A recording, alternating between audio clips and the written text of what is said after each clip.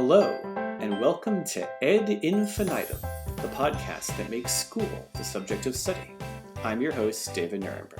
This is Season 1, Episode 10, Help, How Do I Manage the Students? When I told my graduate students in teacher education I was creating a podcast show about the field of teaching, the number one suggestion they offered me for episode topics, overwhelmingly, was classroom management/discipline. One of them actually suggested I title this episode, Oh My God, How Do I Make the Kids Be Quiet and Do What They're Told? Now, if you've been listening to this podcast for a while, you know that making kids be quiet and do what they're told is hardly the core of my educational philosophy. But managing a classroom is a huge part of effective teaching. No matter what kind of curriculum or pedagogy a teacher employs, it won't make a difference in a classroom that's chaotic and dysfunctional. Classroom management and discipline issues actually don't constitute the number one reason teachers leave the profession, although I often hear that cited. It's actually around number 3 or 4, and even then it's baked into this larger mix of working conditions. But especially to a teacher in their first few years of practice, and especially at certain challenging school environments or classes, classroom management is a big issue. Students need a safe place for learning, defined by clear, understandable, and predictable structures and routines. At all times, they need to know what they're doing, and why they're doing it, and what comes next, and how and where their own voice can be a part of all that. The teacher is the ultimate authority in the classroom, where the buck stops, so to speak, but this doesn't mean that her only tools are the authoritarian reward and punish variety, or that the work of classroom management is hers alone. An effective manager in the corporate world knows when to put her foot down, but also knows her team works best when she leads them, which is a different and more complex practice than dictating. When she facilitates their having input and awakens their own ideas and engagement as a part of a community of practice. Too many classrooms, including those we might have experienced ourselves as students, fall into one of the following two extremes. Either the teacher is the only one setting the agenda, enforcing the rules dictatorially, and indeed the only one speaking, unless the student is answering a direct question, or else the teacher attempts to be relaxed and palsy and a friend to students instead of an authority figure. Students in the former classroom may be quiet and well-behaved, but they're less likely to be engaged in accessing their highest potential as learners, nor are they necessarily developing lifelong behavior management skills beyond keeping quiet and doing what they're told, at least when the teacher's watching. Students in the latter classroom likely aren't learning either. That palsy-walsy teacher is probably failing to provide the structure and boundaries that young people need in order to safely learn and grow. In neither classroom are the students necessarily being given any guidance in how to work together productively and manage conflicts among themselves. Spoiler alert, this episode isn't going to be about me recommending that teachers shoot for the middle between these two extremes. Rather, I want to outline the 3 main areas that teachers need to build competencies in order to be effective managers and facilitators of a classroom where students are not only safe, but engaged and learning. Those 3 areas are preparation, intervention, and building relationships and respect. And while a 30-minute podcast episode is no substitute for a course in classroom management and years of experience on the job, I hope it will at least give you, the listener, whether you're a teacher or a parent or just someone remembering their own school days, a sense of what effective classroom management can look like. So, preparation, intervention, and building relationships and respect. Let's talk about preparation first. If you're looking at research on classroom management, a lot of it converges around the idea that the vast majority of issues in classroom management arise because of one of 2 reasons. Either students are confused and unclear about directions or expectations, they don't have a routine to follow, or they're not engaged by the lesson or the classroom climate. They don't have a personal connection to what's being taught, to their classmates, to their teacher. They lack an active role to play, and so they'll tend to find one of their own, one that may not be very conducive to learning. Therefore, effective classroom management must combine clear, consistent, fair, and enforced expectations, routines, and procedures with student voice and input and cooperation in creating and maintaining a community of learners. The more work the teacher invests in setting and establishing norms, either by herself or with student contributions and input, the fewer problems she'll encounter later. Harry and Rosemary Wong's classic classroom management text, entitled The First Few Days of School, is all about just that. The first days a teacher meets their new students and how those days should be filled with laying out the rules and expectations and routines for the class. It might be tempting for a teacher to jump right into teaching academic content. After all, there's all this pressure on them to cover so many learning standards that they don't want to waste any time. But time invested now produces huge dividends in time available for learning later, in the form of class time that isn't wasted by trying to corral the students and bring them back on task. Teachers will want to use these days to specifically and explicitly teach vital classroom procedures such as how and where to get materials and put them back, how to pass out and collect work, the procedure for leaving to use the restroom, whatever the policies are around food or drink or cell phones, norms for discussions, for group work, for taking quizzes and tests. You can't expect the students to follow them if you don't teach them precisely what you're asking of them and how to do it, and then have them practice it at least a few times. I have even on occasions marched my entire class out of the room and back into it several times during the first few days of school until they master how to do it in a calm, respectful, and well-organized manner. Some of these rules and procedures are probably best if the teacher just lays them out. But when it comes to less tangible classroom norms, the shared philosophies and beliefs that undergird everything the class will be doing, getting student input here is very important. What do the students want out of their classroom environment? Sure, some might make cracks about no work or you never calling on me, but sooner or later, kids are going to start saying things like, I want it to be safe. I want us to listen to one another. I want us to show each other respect. I don't think any teacher or students would disagree that a respectful classroom is a good thing, but a teacher must be careful. They can't just say a norm is be respectful without breaking down in specific concrete terms exactly what behaviors do and don't show respect. It's helpful for the teacher himself to do this ahead of time, as many of us have an organic sense of what respect is, but we don't always take the time to break it down into its component parts, even for our own understanding. Once the teacher does this, hearing what component parts the students feel constitute respect is a valuable exercise.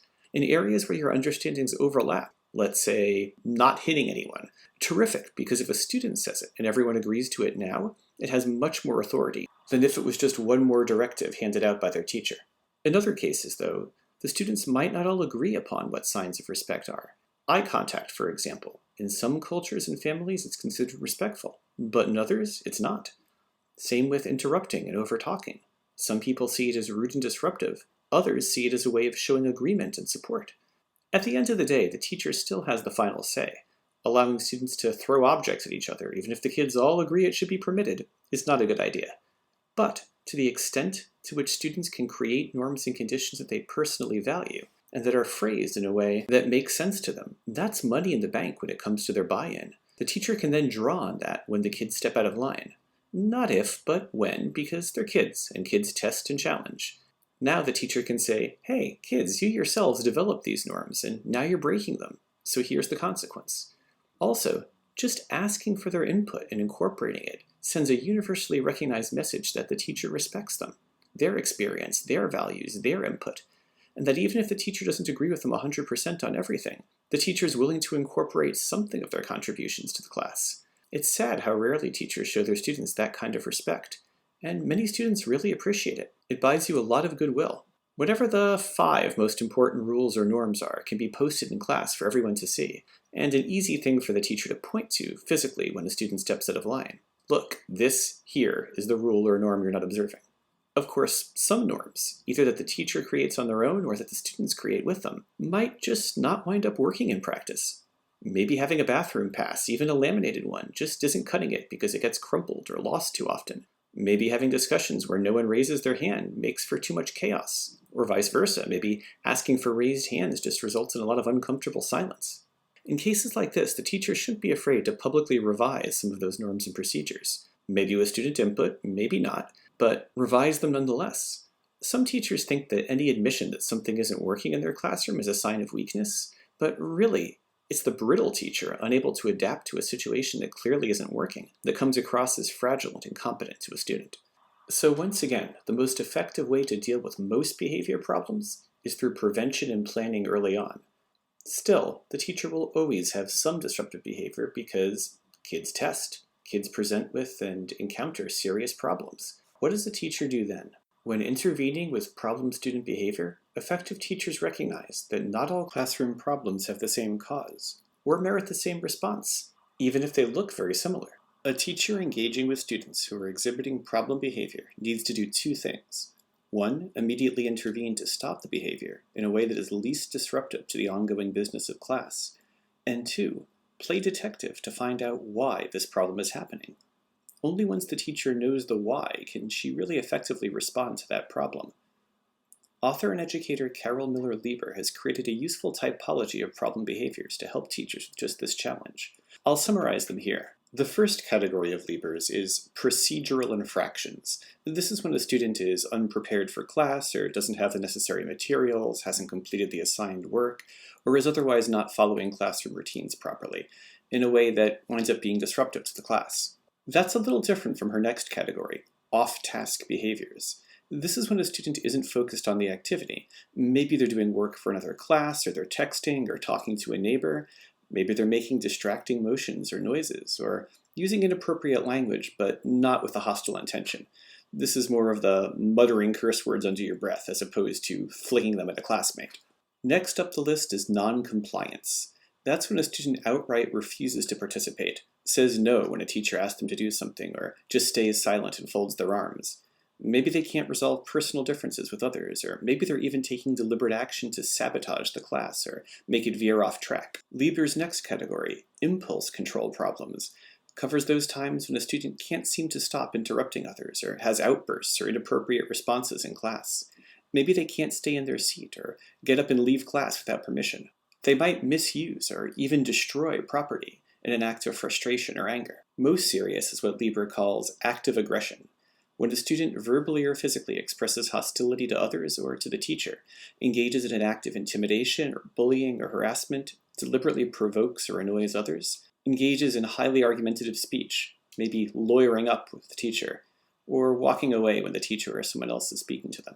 These are all categories or types of behavior problems, but any one of these behaviors can have all sorts of different causes. Maybe a student is confused about procedures. Maybe the student's having trouble understanding the material or following directions. Maybe there's a learning gap where the student doesn't understand the material or instructions or is having difficulty completing or understanding the directions. Maybe they're feeling underconfident or overwhelmed. And for most students, being seen as disruptive or bad is still preferable to being seen as stupid or incompetent. It's possible that a student's physical needs, hunger, sleep, safety, aren't being met either in or outside of class. Maybe the student's having problems in another area of their life. Maybe they're being bullied or are breaking up with their partner, are fighting with family members at home, or maybe are concerned about a family member suffering a serious illness. None of these are excuses for problem behavior. But without knowing the cause, a teacher risks treating all problems as nails and intervening with a hammer, as opposed to picking a screwdriver or a lug wrench or whatever other tool might better suit the occasion. What are some of the tools a teacher can use in each of these situations in the moment, just to interrupt and stop the behavior first, before that careful and time-consuming detective work begins? Well, if students seem confused about procedures, the teacher can help the student either one-on-one or ask a classmate or maybe even go over with the whole class to review and understand what they're supposed to be doing.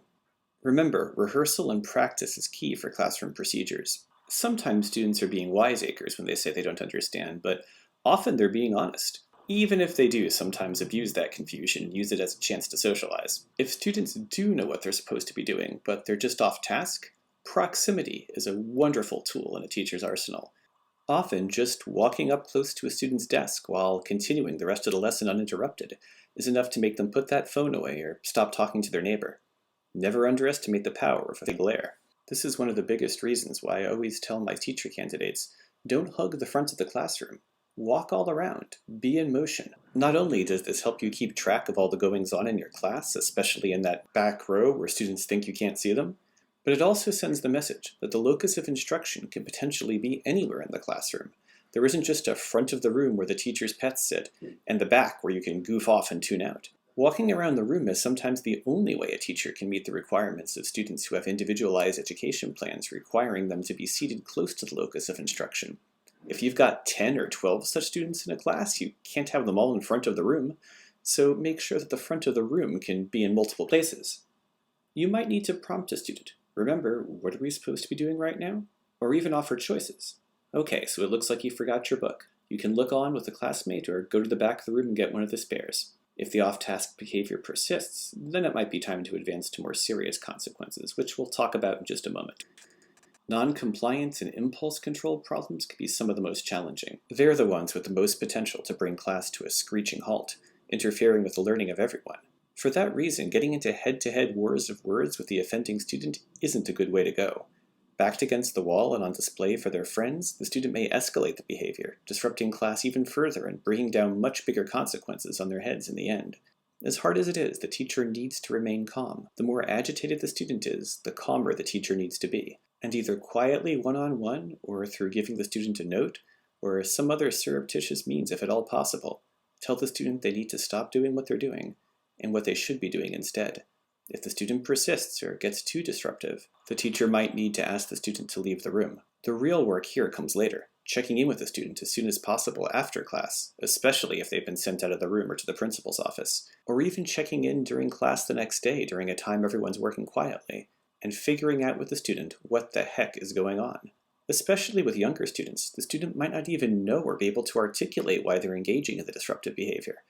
A conversation with parents or guardians, or the school guidance counselor, or other teachers who have had the student in class might be in order.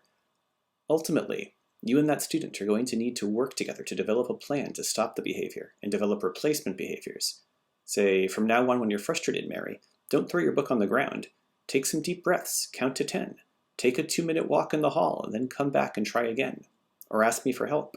It's not a quick and easy process. It takes feedback and coaching, and a lot of 2 steps back for 1 step forward.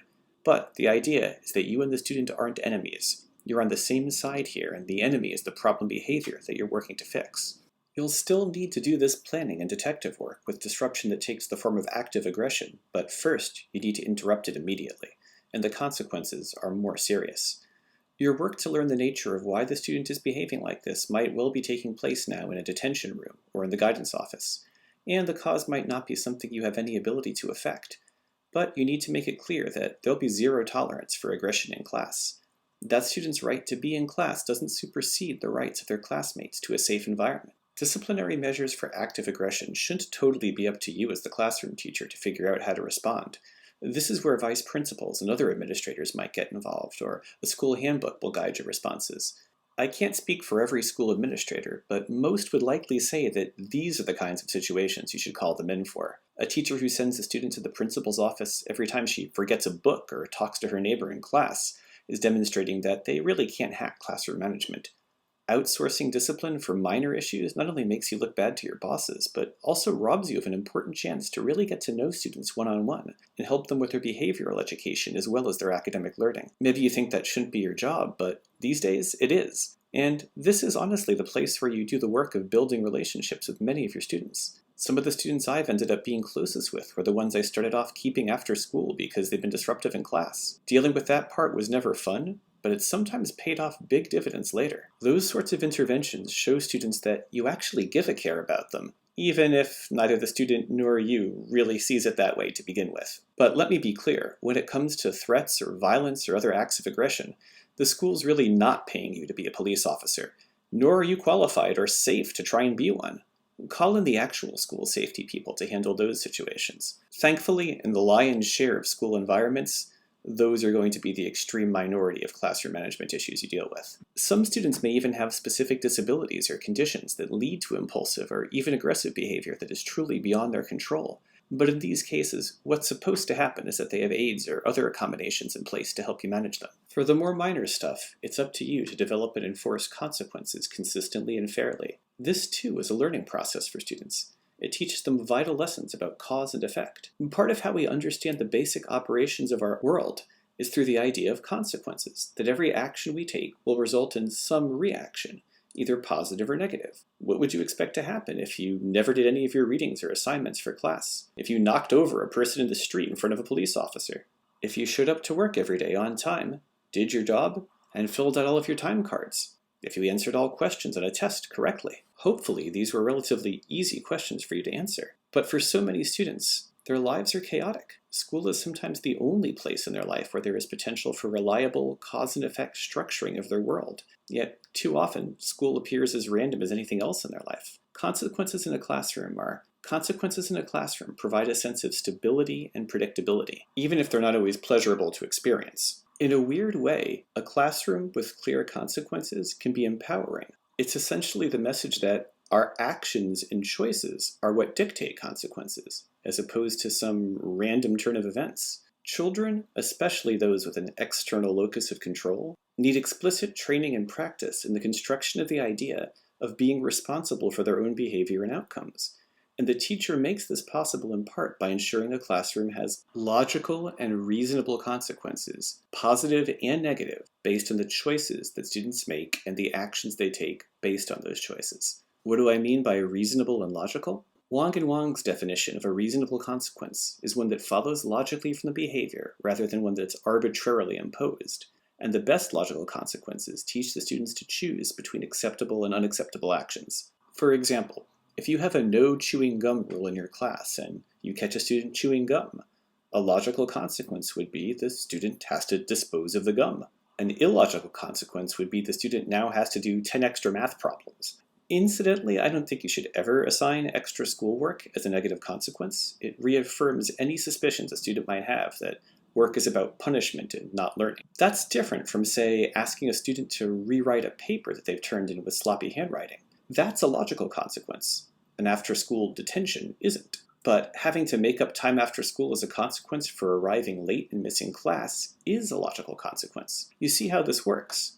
And remember, a teacher should not stop class when giving out a consequence. For minor, non-disruptive infractions, I'm a big fan of the yellow and red card system from soccer. With some classes, I pre-print a yellow card with common disciplinary infractions, like doing work for another class when you're supposed to be doing work in mine, and circle the offending behavior. I quietly give that card out to the student in question as a warning, and if they keep it up, then they get a red card with a particular consequence that I've circled, a consequence that I follow up with on my own schedule as soon as it makes the most sense. I don't stop the class, but all the other students can see that card go down on that desk and they know I've intervened. That makes them feel safer, and just might persuade others to get back on track too, or at least get sneakier about whatever they're doing. Do students ever push back? Of course they do. It's a classic student tactic to accuse you of picking on them when you give them a consequence. And when, not if, this happens, don't argue. Don't ask the student if they're questioning your authority. Certainly don't raise your voice. Repeat, like a mantra, because this is the rule that you chose to break. This is the action that you chose to take, and this is the consequence for it. Using that word chose implies that a student is responsible and accountable for their actions. And certainly, don't neglect to do this with positive consequences also. The obvious positive consequences for students doing a good job in class are good grades. Are students earning consistently high grades on daily quizzes this week? Maybe they get a break from today's quiz as a positive consequence because they've shown you they're keeping up with the work. But I have found some of the most powerful positive consequences just consist of small words of praise, usually one-on-one so the students aren't embarrassed. Hey, you really nailed that test. Your hard work paid off. Or, I can see how far you've come in terms of arriving to class prepared, and I wanted to acknowledge that. I'm proud of you. Again, the idea behind consequences of any sort is that students have the power to bring good things or bad things upon them based on the choices that they choose to make. Now, sometimes students will need support in making those choices. I'm going to draw here on the work of Jessica Minahan as I remind you of what I said a few minutes earlier, that we often actually need to teach students how to make those choices. We teach reading, we teach math, but we don't teach behavior. We just incentivize or disincentivize it. I might say, bake a cheesecake. You'll get $50 if you do, or you'll get thrown in jail if you don't. But if I haven't taught you how to bake that cheesecake, you're kind of up a creek. Sometimes what we see as non-compliance is really an issue of competence. The student just doesn't know how to do yet what we're asking them. Now, you can argue all you want that students should have learned to manage their own behavior at home, that it was their family's responsibility, but that's immaterial. The students you have in your classroom often haven't learned these things, for whatever reason. And if you want a classroom that runs smoothly, where learning can take place, then you're going to have to teach some behavior management as well. Some of these skills that Minahan says teachers have to teach are initiation, how to begin an activity, especially one which might be anxiety-producing or otherwise undesired. Persistence, how to stay on task when patience wanes, when frustration sets in, etc. Help-seeking, how to ask for help without feeling like you're presenting yourself as somehow stupid. Remember, most kids would rather be thought of as bad than stupid, and that is the root of so many disruptions in class. Minahan is a big fan of what's called the functional hypothesis, that behavior, even disruptive behavior, serves a purpose, which is why, consciously or not, kids do it. What might be some purposes for disruptive behavior? Well, one is escape or avoidance. You want to avoid anxiety or unpleasantness. even though it might manifest itself as opposition. If you tear up a quiz and get sent to the principal's office, hey, at least you avoid having to take that quiz you were stressing about, for the moment anyway. Disruptive behavior could serve the need of sensory stimulation. Maybe you're bored or otherwise in need of something to get you fired up, and hey, throwing a pencil at Jane across the room is going to make something interesting happen. Maybe you want attention, and negative attention is in many ways more predictable and efficient than positive attention. Think about it. If you do something bad in class, the response from an effective classroom manager will be efficient, predictable, obvious, and sometimes dramatic. But if you do something positive, maybe you'll get praise, but that's often a double-edged sword. It might get you embarrassed in front of your peers or targeted for teasing. Completing all of your work ahead of schedule might get you the reward of more busy work to do. Doing everything you're supposed to might get you ignored by the teacher, categorized as, all right, she's fine, let me focus on the others. If you want to stand out, time to do the disruptive things. And teachers feed right into that. If they confront the student and get into that war of words, it can raise the energy and provoke escalation. But if a teacher simply ignores the behavior and hopes it goes away, that can also provoke escalation. The student will just keep raising the stakes again and again until you can't ignore that behavior anymore. And even if you somehow do, the other students aren't going to. You're going to lose control of that class. Minahan says the goal for a teacher is to make positive attention compete better with negative attention. This can be quiet praise, or this could also be something along the lines of what a colleague of mine did that I've totally stolen the idea from. He asked the students at the beginning of every year, when I'm proud of you, when you've done something terrific, how can I let you know? Some students might want the public praise. Some students might not want any attention at all, or all kinds of things in between. Particularly needy, attention-seeking students can sometimes also be served if a teacher tells them, okay, in 5 minutes, I'll come back and do X. Then in 10 minutes, I'll check in with you about Y. And if I forget, tap me on the shoulder or raise your hand. At least it gives the student some avenue to pursue besides causing a ruckus to get your attention. I may tell a student, I don't have time to talk to you right now, but please write this down and pass me the note, and I'll get to it as soon as I can. Sometimes, when I can tell a disruptive student has backed themselves into a corner by escalating the situation, I might try and change the tone of the conversation at random. I might say, tell me a joke, or make some other distraction. Every now and then it really does knock them out of that cycle. Look, there's no one-size-fits-all intervention with anything. Students are different people and every situation is unique. But the big point that Minahan and I am making here is that if you limit a student's options to either immediate compliance or immediate non-compliance, you're limiting your problem-solving options as well. A really common place where classes tend to go off the rails is during transitions from one activity to another. There are ways to scaffold and buffer these times in class. The most obvious is giving 5-minute or 1-minute warnings. Okay, folks, in 1 minute, we're going to put away our books and take out our homework from last night. Just using the word pause versus stop can lower anxiety among students as well. All right, guys, in 5 minutes, we're going to pause. This has actually made a real difference in my classroom. A handy phrase that I'll freely admit I picked up from a TeacherTube video is, no matter where you are, that's where you need to be. It has worked remarkably well with some of my students who get agitated when time's up but they feel they haven't completed a task to their satisfaction. If the transition involves reconfiguring the desks in the room in some way, maybe you can show a photo if you have an active board or projector, or else hand out copies of a diagram on a page. This is the goal. This is what the room needs to look like when I call time. For particularly volatile or anxious students, providing what Minahan calls a transition sponge can be useful. An activity like passing out a document or sorting crayons or stacking chairs, anything to give the student a tangible task to focus on while the class is transitioning so they don't disrupt the whole procedure for everyone. So-called graduated transitions are another one of her ideas that I've found has really worked well for me. The idea is that in a given transition, the fewer variables that change at a time, the better. So moving from a computer-based task to another computer-based task as opposed to from computer to paper and pencil. Or when moving from a highly pleasurable activity to a less pleasurable one, don't go directly. In other words, don't stop a fun video and go right to a quiz. That can be too much of a leap for students.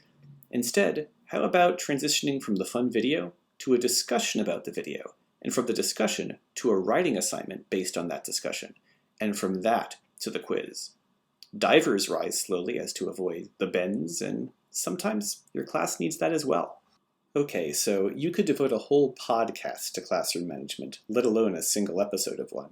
So I realize I've hardly scratched the surface of this topic, but I do hope as we draw to a close that I have at least outlined some useful general principles along with some specific techniques to act on them, all backed up by research and experience. With the caveat, of course, that your experience, your mileage, may differ. Every teacher has to develop a system that works based on what's authentic to them and to their students. And if you're a teacher, you know your students much better than I do. The one thing I do think is universal is that a class where the students are genuinely engaged is one with far fewer behavior disruptions. I know it's a bit of a chicken and egg situation, as a class full of disruptions isn't going to be very engaging, but if students are genuinely caught up in an activity or a lesson that they find interesting and relevant, that is a more compelling reason to play along with the classroom rules than anything else. Episode 2 of this podcast is all about that. The last thing I'll say is that no teacher, not even the most veteran, is a perfect classroom manager. Teachers are human beings, despite what some of our students might think at times, and all human beings make mistakes. But one thing I absolutely love and value so much about being an educator is that almost always, if the students can tell that their teacher genuinely cares about them, is trying to reach them, is trying to do right by them, it's amazing what mistakes they're willing to forgive. Sometimes the most powerful classroom management tool in a teacher's arsenal is modeling their own willingness to learn and grow from the consequences of their mistakes. Not to get too gushy here, but classroom management can really be a chance to make a better world, at least within the bounds of a single room. That's all the time we have for now. Class dismissed, and we'll see you next time. I hope you enjoy listening to this podcast, and if you really enjoy it, please consider visiting our website, www.ed-infinitum.com, and making a donation to keep it running.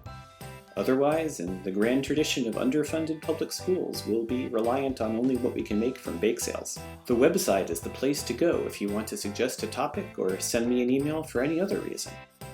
Our theme music is Happy Schoolmaster by Mind Music ID.